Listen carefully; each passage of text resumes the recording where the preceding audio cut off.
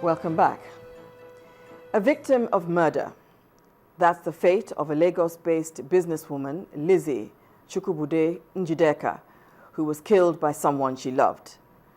Miss Njideka, mother of 4, was murdered by Kelechukwu William Mojeku at her residence in Festac Town, Lagos, on July the 19th, 2014. Our big story tonight examines the circumstances surrounding her death and the efforts by the police that led to the apprehension of her killer.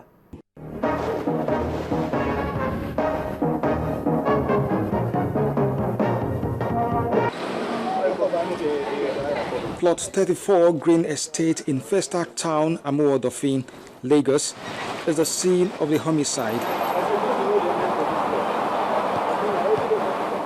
Until her death, 39-year-old Lizzie Njideka had been living with her 4 children after divorcing her husband. She had gone to bed on the night of the incident. The Area E Police Command were alerted by family members when she could not be reached, and after efforts made to open her bedroom proved abortive. This is the position where the guy had her, strangled her to death. I discovered that she dead because I'm washing clothes. That she and her daughter, she call me that she knocked for her mommy room. Nobody answer her. I go downstairs. I go for our neighbor house. I took ladder from there. I come. I put it inside parlor here. I climb it. I open the window. I see her. She slide down like this. There is foam coming out from her mouth. And when we look down, we see something like blood. So they turn her. They find out that it passed stool, not blood. Look at it, you can see. Prior to her death, Lizzie Njideka had started moving her belongings to her newly built house while making arrangements for a vacation with her children. Police investigation revealed that she was strangled to death in her room. She's lying down here. Her suspected killer is Kelechukwu Williams Mojeku, a 31-year-old secondary school dropout from Aguma village in Umoji, in Demlin North local government area of Anambra State. But I couldn't do anything. After committing the crime, he allegedly took away valuable items, including a Range Rover Jeep and cash of over $50,000, and fled to Ghana. He was on his way to Cote d'Ivoire when he was arrested by the Interpol on the 29th of July. The woman's vehicle was tracked, and by the time the boy was arrested with the vehicle, he was almost on his way out of Ghana. Because prior to that time, he went and got himself a new international passport bearing the woman's surname, so that that will ease his exit with the loot. Although the suspect admitted to the crime, he claims her death occurred after a heated argument. When she came back in the night, around midnight, I asked her, why is it I'm calling you? You are not picking my call. I've called you many times. She said that the phone is in silence. She never knows I'm calling. I said, okay. Then I bring out my phone again and then call the number again. The phone ring. When she now picked, when I take the phone and pick the call. So the person now said, hello, baby, have you reached home? She snatched the phone from me immediately and I fight her. She hold the shirt. She hold my shirt. Then I use the wrapper. Hold her.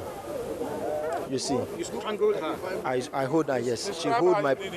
I hold the wrapper. I hold the wrapper like this. You see, for her to leave me because she's holding my bricks. She didn't leave me. That is when I hold her till a stage. She just... Lizzie is much older than Kelechi and is believed that both were in a relationship until the time of her death. She's my girlfriend. My sister is calling me, said that Casey the worry and saying one mother. In the tell and saying a small boy. I said, how many years? He said 32 years. We've been told that the two people met in Ghana in the course of the woman's business trips,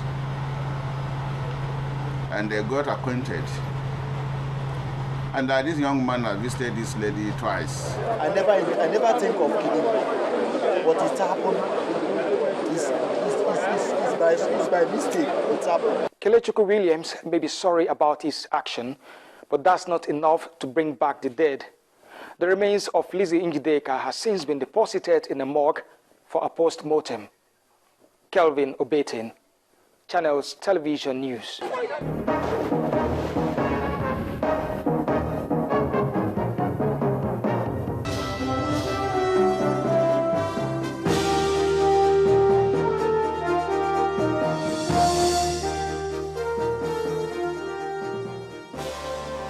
Welcome to Business News. I'm Loretta Chiogo.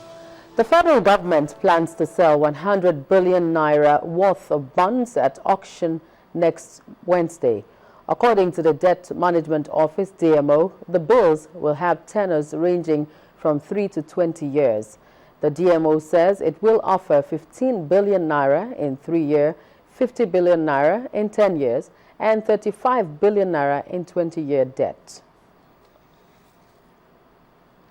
The Kwara State government has redeemed the 17 billion naira bond obtained in 2009 for infrastructure development projects.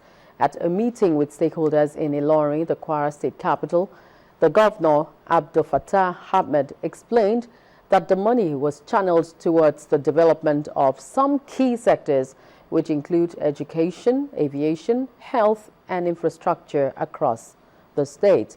The governor also added that the Nigerian capital market has shown interest in subscribing to the Kwara State proposed 23 billion naira bond for the state's infrastructure development.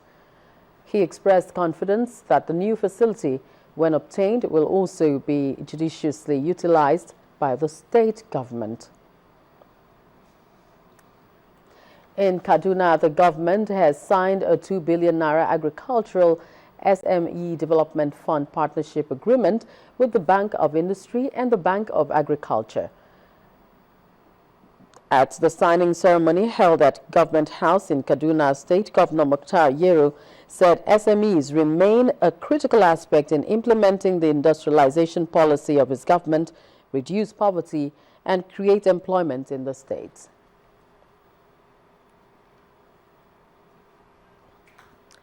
One of the leading financial institutions, Diamond Bank PLC, says the proceeds from its ongoing rights issue will be used to develop its IT infrastructure, support its working capital, and enable its business expansion. These details were given at the bank's Facts Behind the Figures session, which held at the Nigerian Stock Exchange in Lagos. Our correspondent, Temple Ashaju, reports. Whenever an active company in the market comes to the exchange, the brokers are always keen to listen to them. This time, it's the Facts Behind the Figures session of Diamond Bank Nigeria PLC, and market operators were briefed on the rationale behind the ongoing rights issue. The rights is coming by way of very huge discount, and given where the bank is today, I will be surprised if anybody doesn't take advantage of the discount that we are giving.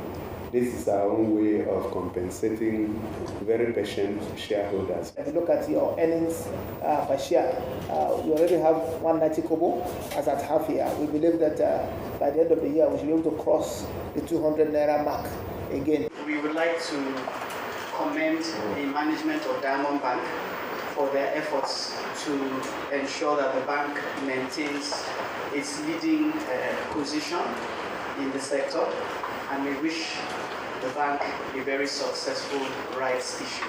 Diamond Bank is offering 50.37 billion naira worth of shares at 5 naira 80 kobo each. The management explains that 3 new shares will be added to every 5. What we are doing is we intend to continue with our initiatives, growing the bank, doing more businesses, and expanding our footprints. So we believe that raising this money will help us in those initiatives. We also are investing a whole lot in technology. You agree with me that today most people don't want to come to the bank, so we want to provide you comfort.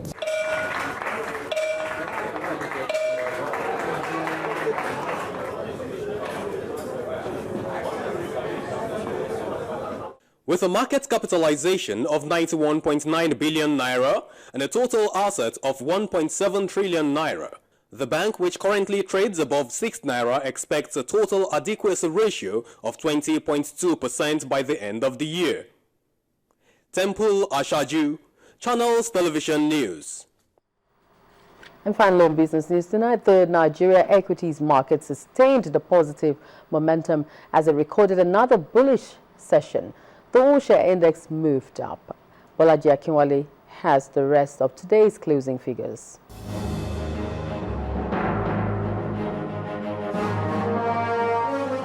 Hello and welcome to the Stock Market Report. Once again, the benchmark index appreciated, this time by 0.64%, to close at 42,612.33. The market capitalization stood at 14.07 trillion naira. Petroleum markets and stocks were the highest priced gainers. This was led by 40 oil with 7 naira 50 kobo. It was followed by corn oil with 6 naira 38 kobo and Total with 4 naira 1 kobo. Also on the decliners table, some petroleum marketing stocks led. Seplat and Eternal Oil topped the list and followed by the cement company of northern Nigeria. Banking stocks led on the activity chart. Zenith, UBA and Access Bank pulled the highest volume of shares for the day. At the close of trading, more than 201 million shares were traded for 3.01 billion naira and exchanged in 4,637 deals. That's it on the Stock Market Report. I'm Bolaji Akinwale.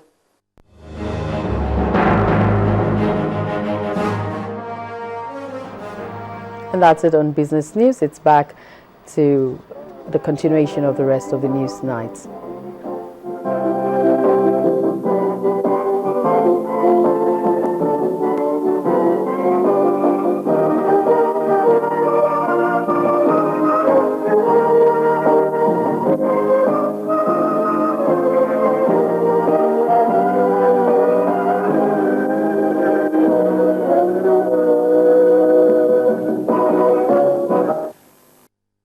First Bank. Next on the news at 10, Nigeria Football Federation prepares to finalize details of coach Stephen Keshi's contract as he agrees to return to his post. That's on sports news. Do stay with us.